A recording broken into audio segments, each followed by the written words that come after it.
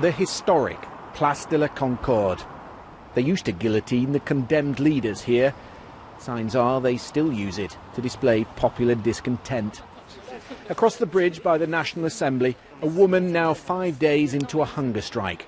She's demanding Mr. Hollande resigns. 85% of the French no longer trust him. Since he was elected a year and a half ago, he's brought the country to its knees. Everyone is unhappy and angry.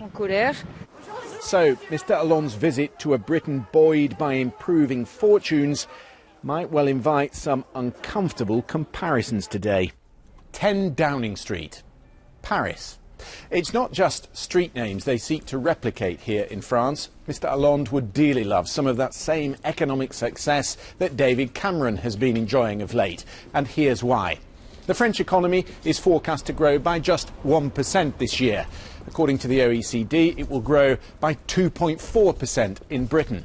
In percentage terms, the number of people in the workforce unemployed is 11.1% here in France. In Britain, it's been tumbling in recent months to 7.3%.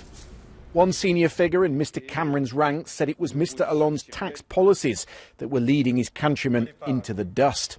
And having acclaimed the president's victory almost 2 years ago, Labour are now keeping their distance. I look at what Francois Hollande did in France, attempting to have a 75% tax rate, and I thought that is not sensible policy in the modern world. But France still remains the second biggest economy in Europe. And in a tetchy response to a British newspaper, the French ambassador to the UK was quick to point to the problems within Britain's health service, the roads and the railways. Yet, for all the political swiping, it will all end in a warm handshake today. The relationship might not be so cordial, but it always pays to keep in with the neighbours. Christian Fraser, BBC News, Paris.